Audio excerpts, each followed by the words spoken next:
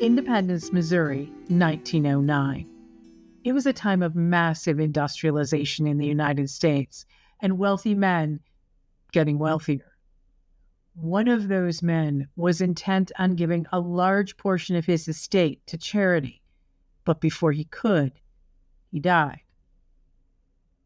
And even though he was almost 82 years old and died in his own bed with a doctor in attendance, there were a lot of questions, especially because other members of the family in that household also died under suspicious circumstances. It's the History of Murder, and I'm your host, Clare O'Donoghue.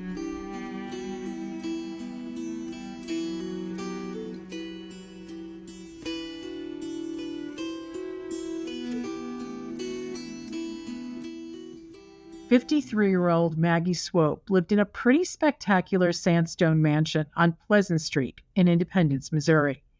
The house was huge, extending nearly a city block. There were 26 rooms, including a ballroom, library, and music room.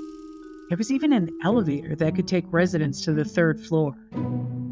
As perfect as it seemed, it became a place where multiple family members lost their lives in mysterious ways. According to Ralph A. Monaco, a Kansas City attorney and author of The Strange Story of Colonel Swope and Dr. Hyde, the tragedies the family would face and her role in it would have been unthinkable for a woman like Maggie Swope. She was from the Southern culture. They were frequently known as FFV, First Family of Virginia. First Family of Virginia, they were the original folks who settled in Virginia, and they were somewhat related to the famous Robert E. Lee family of Virginia. Logan Swope, Maggie's husband, had made his money in real estate, but he had died 8 years before. It would have been lonely as a widow to live in such a huge house, but Maggie was not alone. Aside from the 2 children who had married and moved out, 5 of her children were still living at home. So did their business manager, family manager, Colonel Moss Hutton. They also had family members from Tennessee and Kentucky who would often frequent and visit, and they would stay at the house. So it was a moving of front door opening and closing of a lot of family members. One of the more recent residents of the house was Thomas Swope, Maggie's brother-in-law. She did not want him living alone as he had been for years in the New England Life building that he owned and lived in downtown. And she wanted him closer to her so that they could really kind of care for him, as he needed somebody to monitor his activities. He had suffered throughout his entire life with dyspepsia, ulcers, burning in his stomach. He took a daily regimen of a concoction that Dr. Hatred, that's his name, he was a Brazilian physician who was not a Missouri physician, but he was licensed in Kansas across the river, and his medication included strychnine to help deal with dyspepsia. Thomas was born in 1827 in Kentucky. He was smart. He graduated college at 20 and went on to Yale Law School, though he didn't practice law. Instead, he focused first on mining, then on real estate. He moved around a bit, eventually landing in Missouri, and bought and sold property. Through his efforts after the Civil War, he got into manufacturing bricks and made a fortune. Maybe it's easier to say that as an individual who never married and never had any children, he would be one to be able to save money, and he did. And he was very, very wealthy. Somewhere along the way, he picked up the title Carnal, though he never served in the military. He was considered mild-mannered in his youth, but got increasingly cranky as he aged. By the time he lived with Maggie, he complained that no one came to see him, but he also complained when people did visit. He had few friends, and most of the associates he had were directly related to his immediate family, his brother's widow, her kids.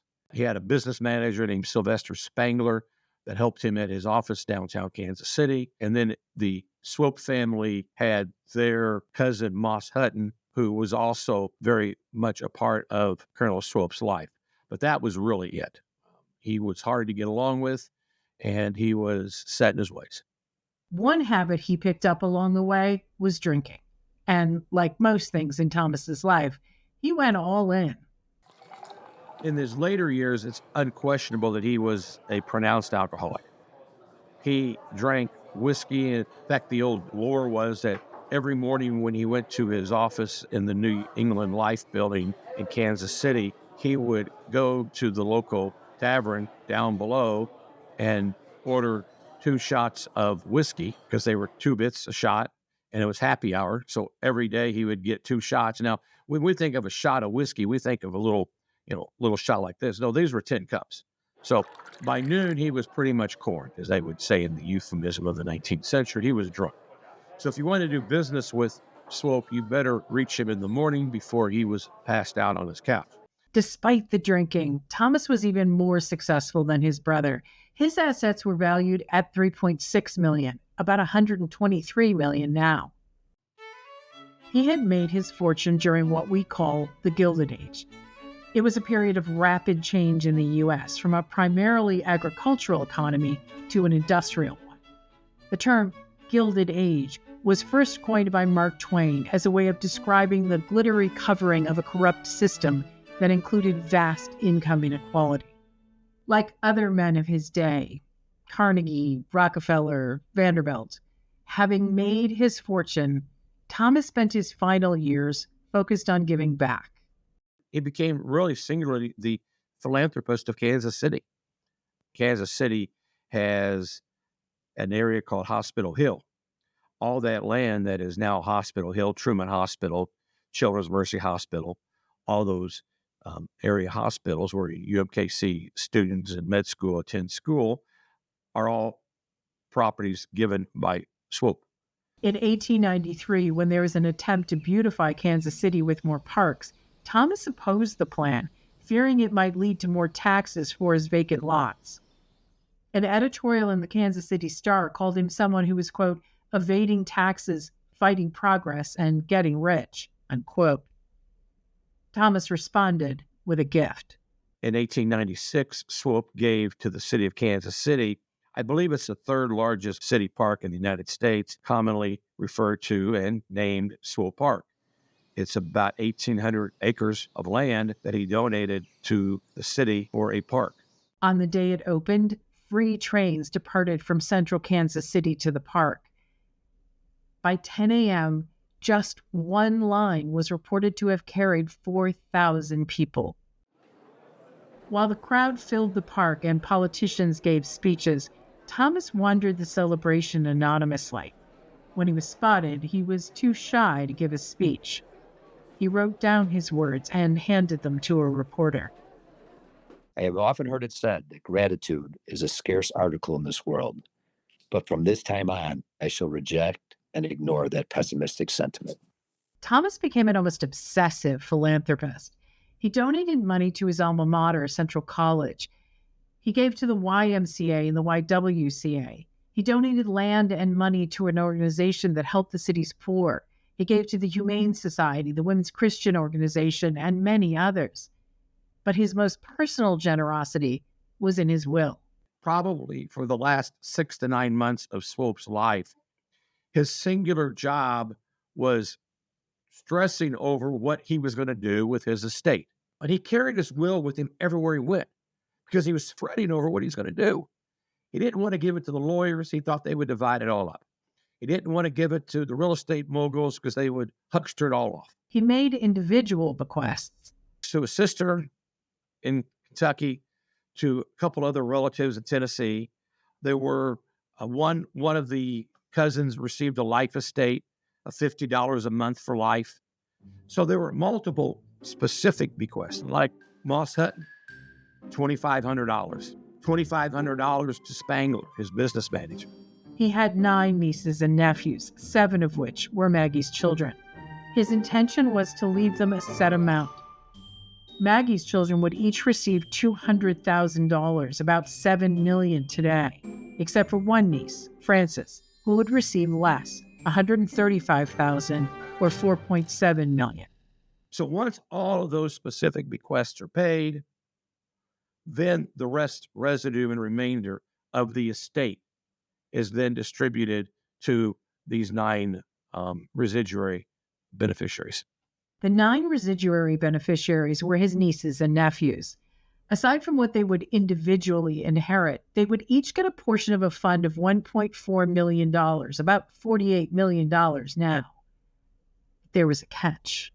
If the beneficiaries did not have direct heirs, a spouse, or children at the time of their passing, their portion of the inheritance would revert to the surviving nieces and nephews. But despite everyone knowing this is what the will contained, as far as Thomas was concerned, it wasn't finalized. He knew he wanted to give some to his family. He knew he wanted to give some to charities. But what to do with his residuary estate? The residue and remainder of his estate. That's his big concern. Sometime in the autumn of 1909, Thomas had fallen on a rock and hurt his shoulder. He usually stayed in his room upstairs, and this gave him an excuse to continue to do so. And apparently, as he lay in his bed, Thomas decided the individual bequests were enough for his nieces and nephews. I am rich. I've got more money than I know what to do with, and I would like to do something for the poor people of Kansas City. The rich can take care of themselves. I have no patience with them anyhow. But the poor people, the laboring people of Kansas City, I feel that I owe more to them than to anybody else. His new plan was to leave the $1.4 million to charity. He didn't make a secret of the changes he intended to make in his will. In fact, everybody knew. But he did delay in actually making them, as he fussed over where exactly he wanted the money to go. Before he had a chance to decide, there was a family tragedy down the hall. Thomas's cousin and another resident of the house was 63-year-old James Moss Hunton. He was a much-loved member of the family and Thomas's closest friend. On October 1st, Hunton had become suddenly ill. Halfway through dinner with one of Maggie's sons, he complained of feeling dizzy. His hands were shaking, and he began vomiting. He has a stroke. They called it apoplexy back then. It's unquestioned that he had a stroke. Thomas's nurse, Pearl Keller, kept watch on him even after his family doctor arrived. The family doctor, George Twyman, was described as a gentleman, old-fashioned. He was stumped about how to help Hunton, so he turned to 37-year-old Dr. Bennett Clark Hyde for help. The standard of care was to do bloodletting. Hyde drew a pint of blood from Moss Hunton, but then continued to bleed him until a reported 2 quarts were drawn. At that point, Dr. Twyman stepped in to stop him from doing more. According to Nurse Keller, they overbled him. To put it in perspective, humans have 5 to 6 quarts of blood in their bodies. To take 2 quarts out would likely lead to low oxygen levels, organ failure, and death. It should be no surprise then that Hunton had a slight spasm and then died almost immediately after the blood was drawn. The cause of death was officially listed as apoplexy. This was, of course, a terrible loss for the family, but it was a particular loss for Thomas Swope. The death of Moss Hunton created even more anxiety for Colonel Swope because, as I said earlier, his only 2 friends were really his business manager, Sylvester Spangler, down in Kansas City, and Moss Hunton, who lived in the Swope mansion. So he lost one of his buddies. And that buddy was also one of his named executors under his will. Upon being told, Thomas was said to have hid his face in his bedsheets and said, "Oh my God, poor Moss." Thomas's nurse, Pearl Keller, reported that Hyde had stopped her after the death and said something she found very strange. "I want you to do something for me tomorrow. Now, I am not a businessman, but I can be. And now that this man Hunton is gone, who was one of the administrators of Mr. Swope's will, I want you have an influence with the old man. I want you to suggest me in his stead." A shocked Pearl told Hyde, "No." Dr. Hyde, I came here for Colonel Swope in a purely professional way, and the moment I begin to interfere with his private affairs, I am overstepping my bounds. Only 2 days later, a sudden illness overtook Thomas Swope. The illness was described as violent and baffling, and ultimately, fatal. The doctor in attendance was Bennett Clark Hyde, the same doctor who had bled his cousin. He wasn't Thomas's regular doctor, but he was quite experienced. Dr. Hyde was the president-elect of the Jackson County Medical Society. And he was family. He had been married to Thomas's niece, Frances, for the last 4 years. He must have been seen by Frances as a good catch. He was an intellectual, a Shakespeare scholar, and a good singer. At 6 feet tall with dark blonde hair and a strong chin, he looked as if Hollywood were casting a college professor. One patient called him, quote, the handsomest man I'd ever seen, unquote.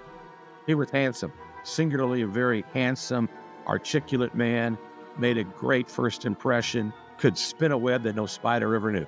He also came from a respectable family. They had money. They weren't anywhere near the rich and famous of the Swopes or the others of Independence in Kansas City, but they had their own reputation, Baptist minister, a doctor, and that was his pedigree. When he began courting Frances, the family must have been thrilled. Except they weren't. Maggie especially was unhappy. One reason was religion. They were Presbyterians, first family of Virginia. They looked down on anybody who wasn't Presbyterian. Specifically, Hyde's family were Baptist. She did not want her daughter dating a Baptist. But Maggie had other issues with her daughter's beau, bigger ones, because Hyde had a past.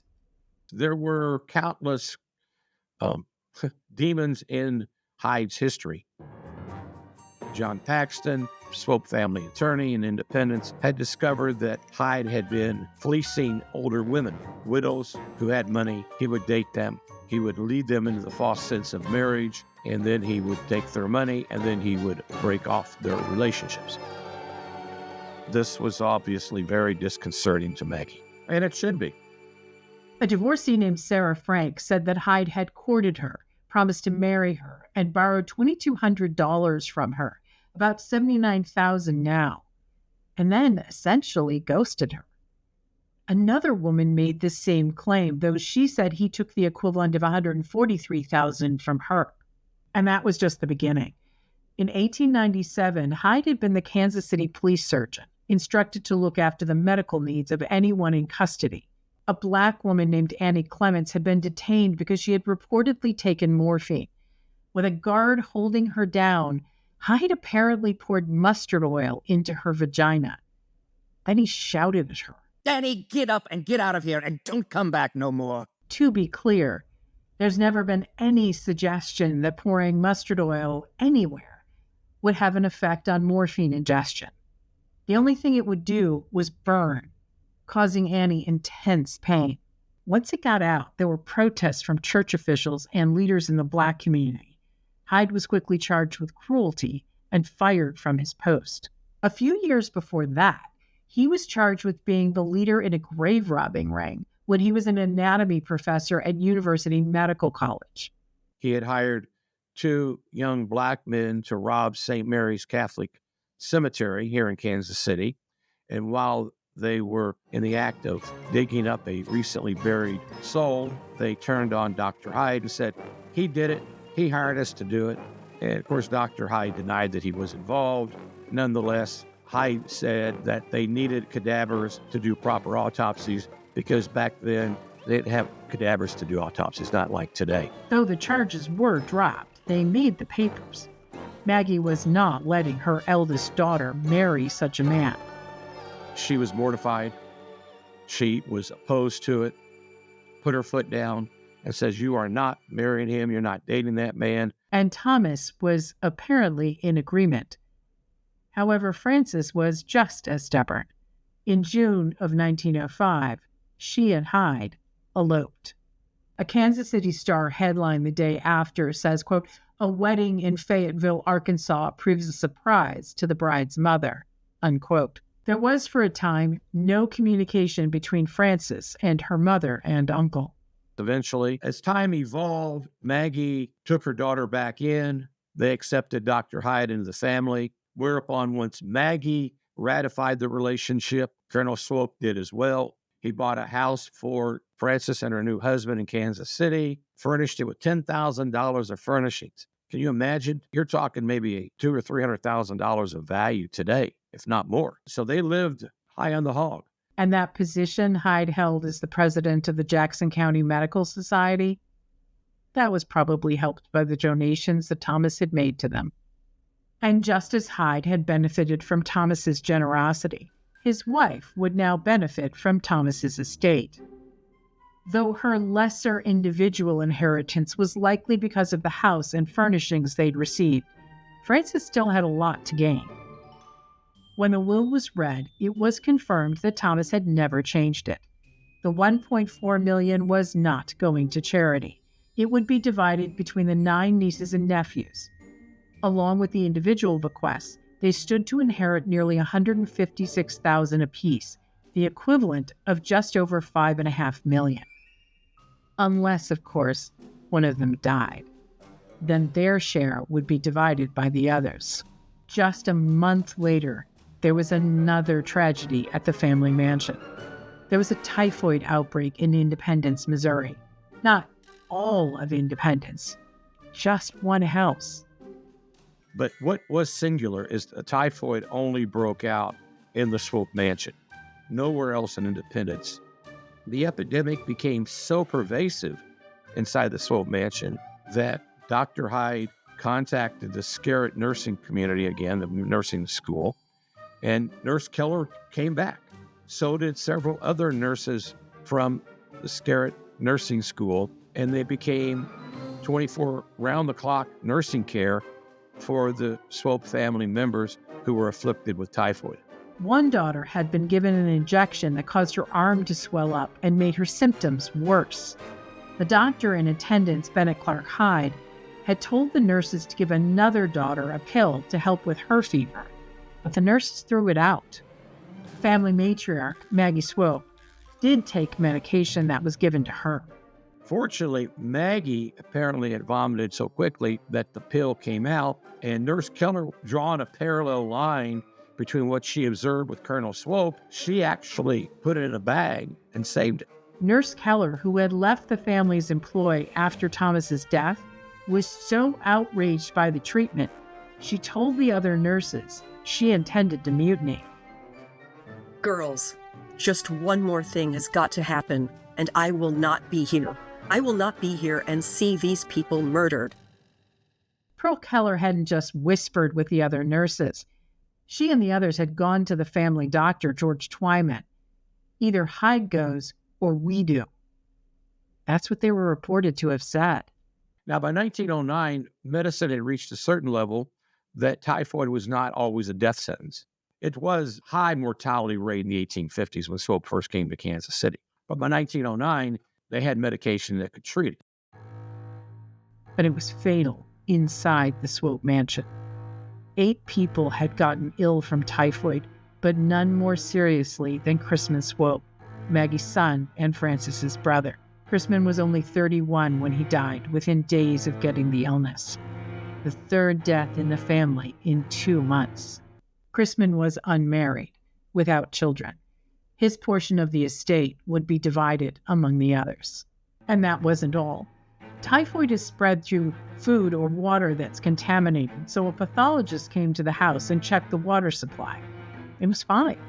He also found that the family rarely ate the same foods, especially the servants, so he could find no specific reason typhoid had taken hold. He would later say, quote, "It's as if the infection had been administered to the family with all the precision of a scientific experiment," unquote. And in the family, there was only one scientist, Bennett Hyde. One of the things that Dr. Hyde wanted was a laboratory. But that wasn't uncommon. So Colonel Swope had actually helped fund, about a year earlier, a laboratory for Dr. Hyde to, do chemical tests. And one of the things he was testing by the fall of 1909 was typhoid spores. Hyde and Frances had come for dinner just days before the outbreak, and they had brought bottled water with them, insisting they not use water from the family home. Interestingly enough, Hyde himself contracted a low-grade course of typhoid by the end of December of 1909. And about that time, Hyde did something very odd. Thomas Swope, the oldest of the Swope 7 children, had been over to see his mom, see the family, and as he was walking about 2 or 3 blocks away from the Swope residence, he said he saw Dr. Hyde dropping a pill and smashing it into the ground. Thomas, Hyde's brother-in-law, rushed to get the family attorney, John Paxton, and together they came back to the spot where the pill had been smashed. This part to me is mind-boggling because it was a lot of snow on the ground. I don't know how long it takes a capsule to dissolve when you smash it into the ground, into the snow. But they gathered up the fragments and put it in a bag.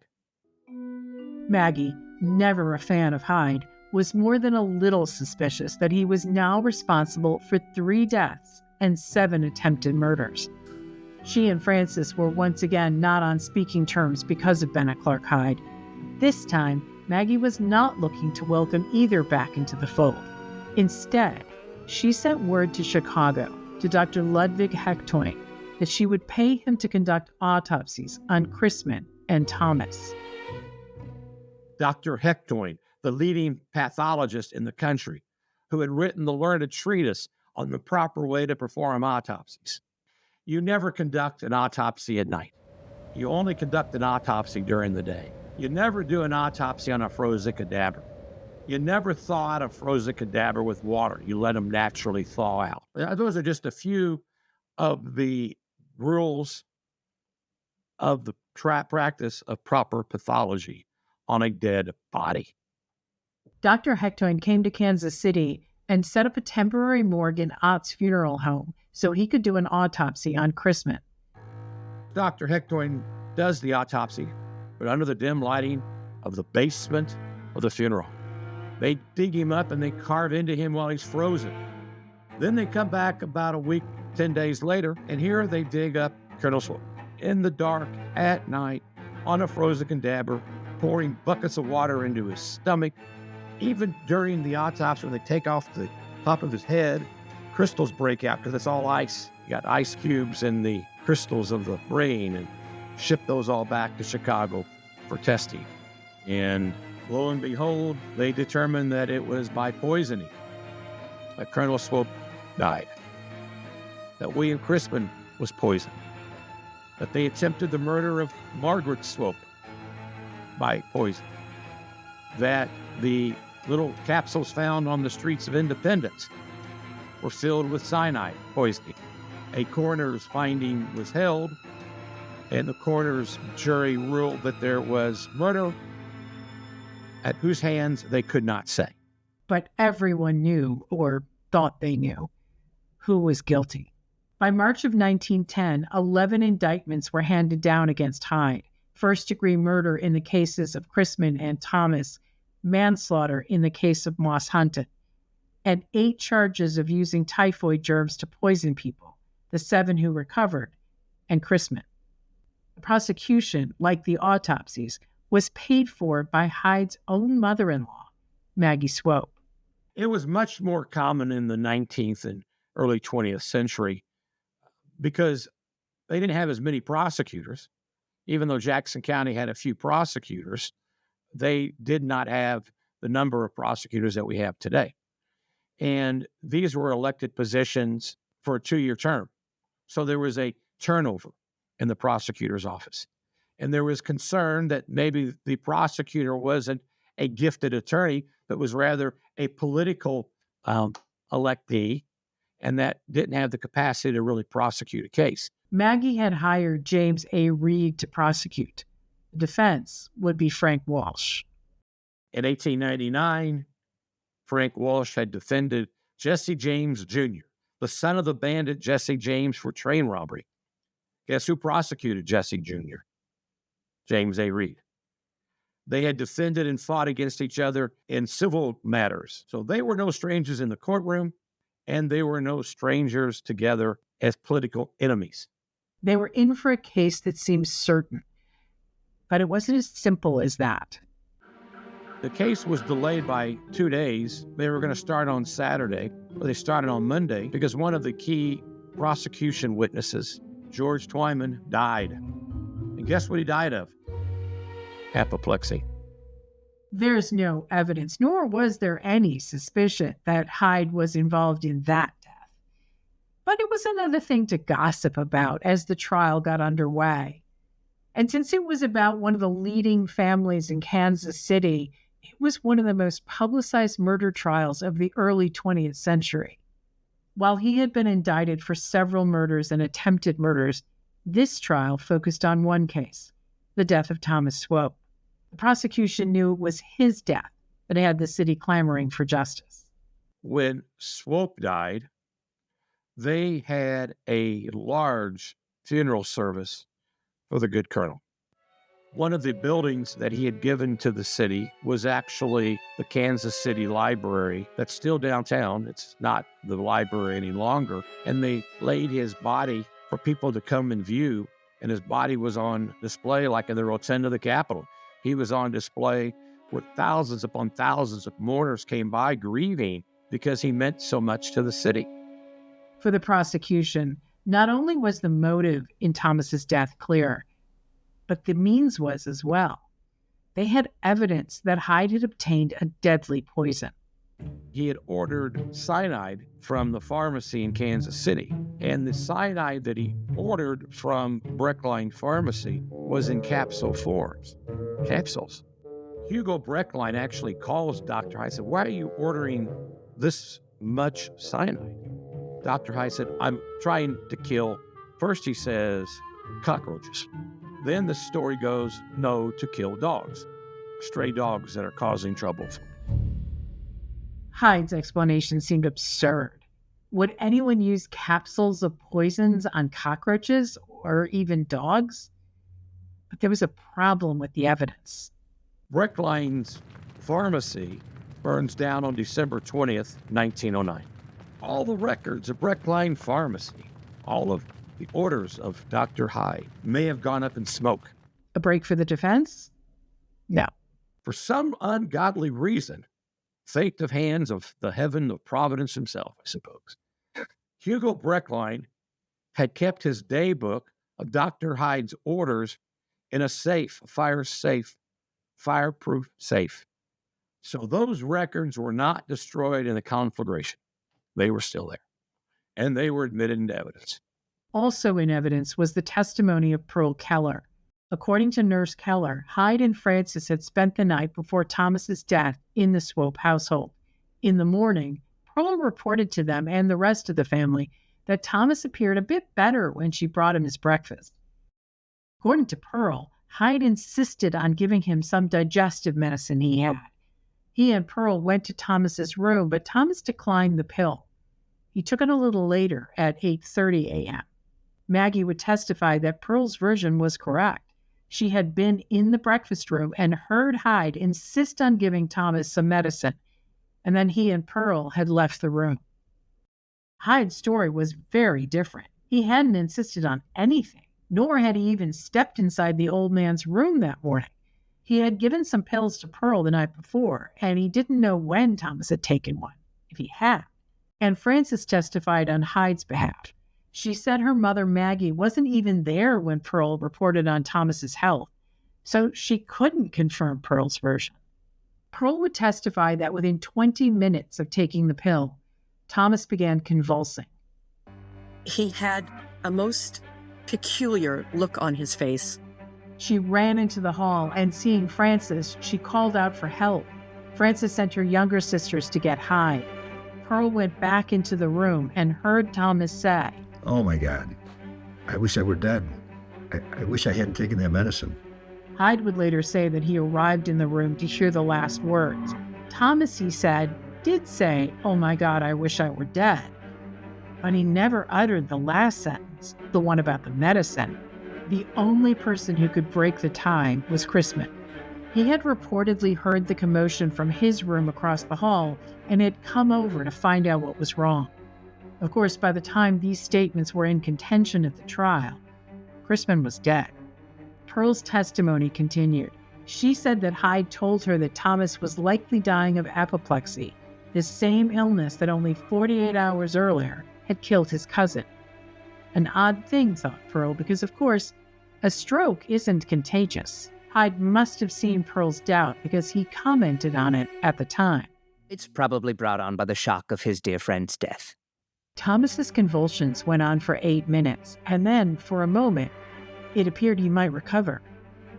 Hyde, Pearl would testify, ordered that he be given strychnine, a drug used to quicken a pulse. But Hyde's pulse was already going too fast. A small amount of strychnine would not kill him, but larger doses would. Perhaps, it was later suggested, the amount in the pill Thomas had taken wasn't enough, so Hyde had to administer the shot. Pearl made a few comments, and Hyde suggested she take a break, or ordered her out of the room, depending on who was testifying. She went out for a few minutes. When she returned, Thomas's breathing was shallow. He would last several more hours, but he would never recover. Oddly, a different scene was playing out downstairs, where mourners of the late cousin, James Moss Hutton, were streaming into the house for his wake, and Maggie was playing host to them. Among them was another friend of Thomas and co-executor of his will. That man would testify that minutes after Thomas died, Hyde had come to him with a request. Now's the time to get that paper. His will. It seemed pretty cut and dried, but defense attorney Frank Walsh had something on his side: the autopsies. Frank Walsh had done a tremendous job of embarrassing Dr. Hector, basically showing, okay, you botched up these autopsies. There's no way you were ever going to be able to make any conclusion that's within merit. And well, Hector would never concede that point, but expert witnesses that Frank Walsh had called on behalf of Dr. Hyde said these were botched. You couldn't determine anything. Dr. Hector, who had defied his own writings on the proper way to conduct autopsies, had an incomplete defense of his actions. He said, yeah, the standard of care had changed because lighting had improved.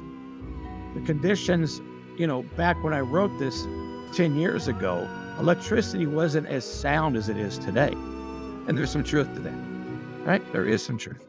That gets you maybe past the lighting problem. It doesn't get past the frozen cadavers. Though the finding of cyanide was now in question, it was clear that Thomas had strychnine in his system, and Hyde had given him strychnine. They did have strychnine in Colonel Swope, but again, had been treated with that for years.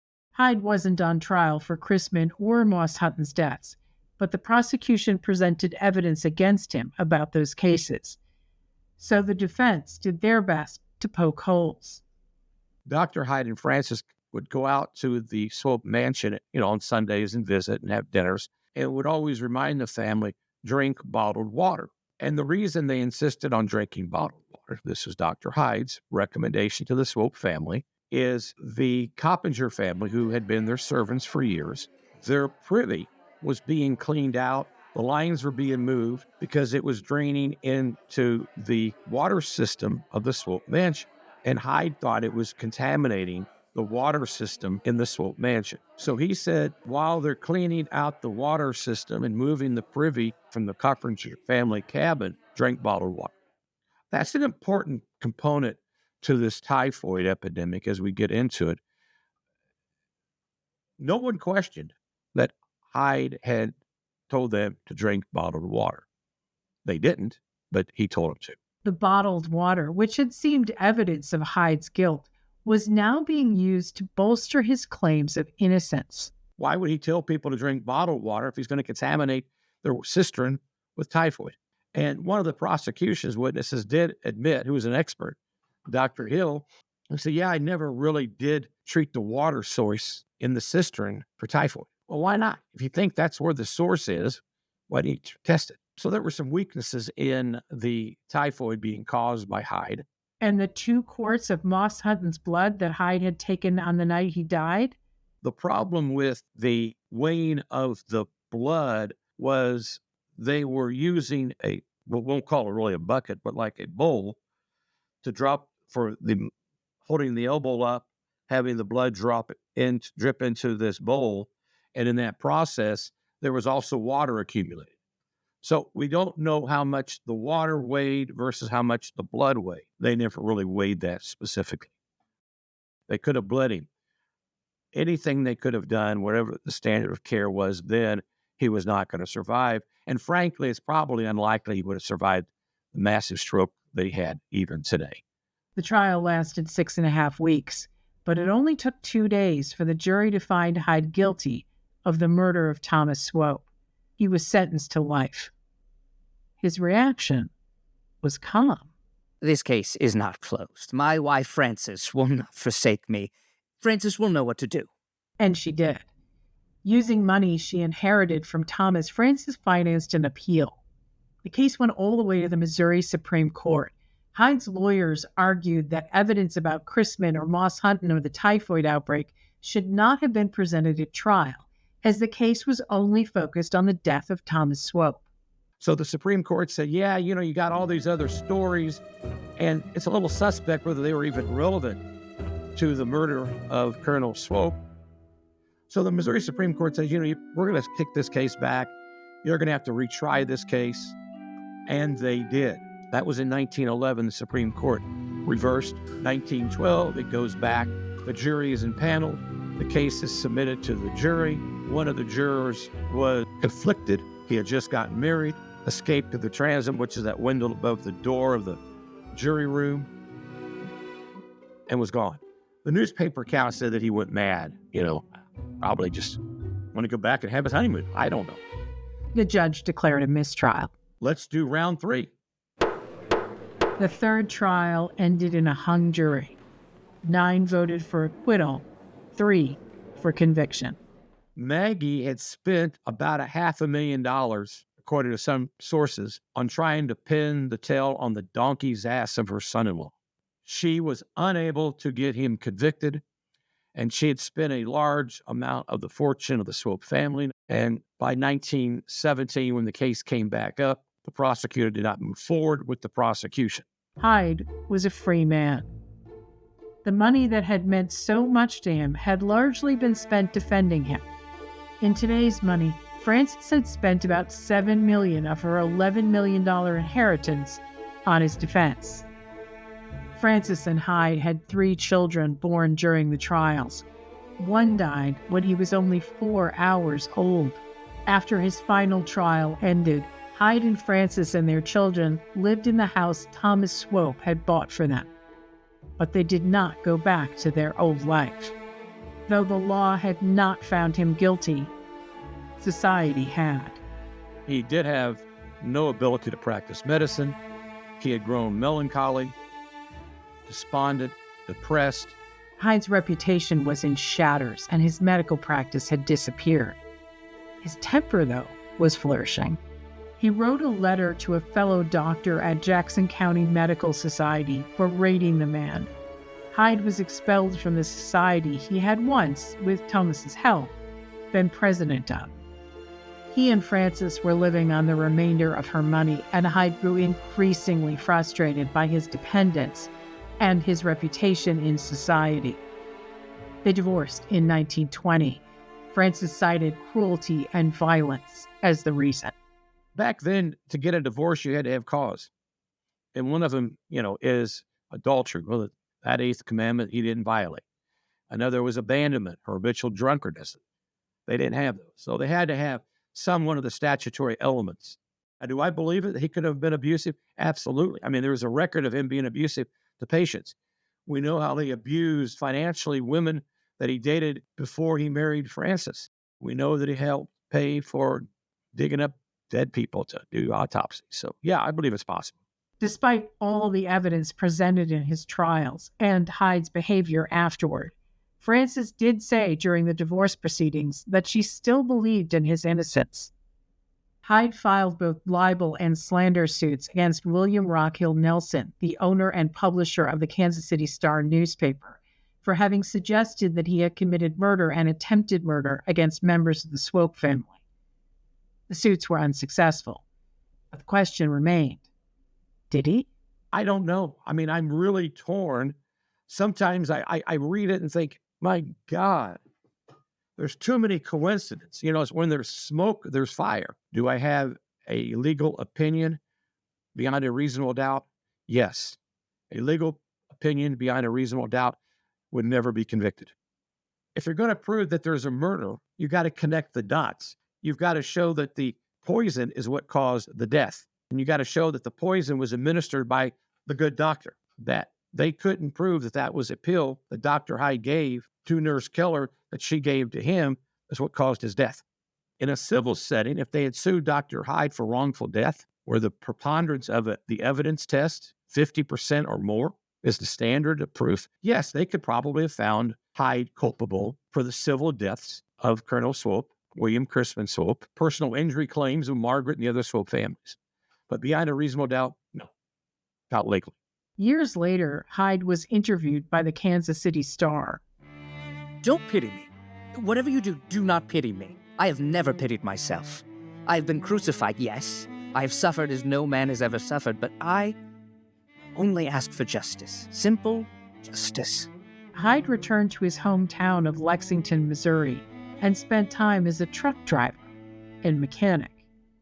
He reopened an old office building where he did practice some medicine, very shabby office where he tried his trade.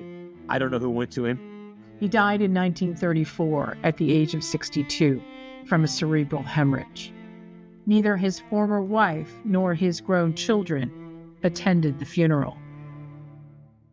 Frances lived a comfortable life, raised her 2 children, and died in 1964. She did not remarry, though she did reconcile with her mother, Maggie, shortly after the divorce. Maggie, her fortunes diminished over time, lived until 1942. Her estate was worth only $3,000 at the time of her death, just over $54,000 now. The house on Pleasant Street was sold in 1923 and used as a school, then a charity workshop, where quilts and clothes were made and given to those in need. It was demolished in 1960. Thomas Swope's legacy remains in Kansas City. On April 8, 1918, more than 8 years after his death, he finally got his last wish. He was buried in Swope Park in a granite mausoleum that overlooks the comings and goings of the thousands of residents who to this day visit the zoo, the theater, the golf course, or just enjoy the scenery. It seems exactly what he would have wanted. What do you think about this case? Please comment below. And if you liked this story, please subscribe to the channel, hit the like and notification buttons, and let us know if there are cases you'd like us to cover.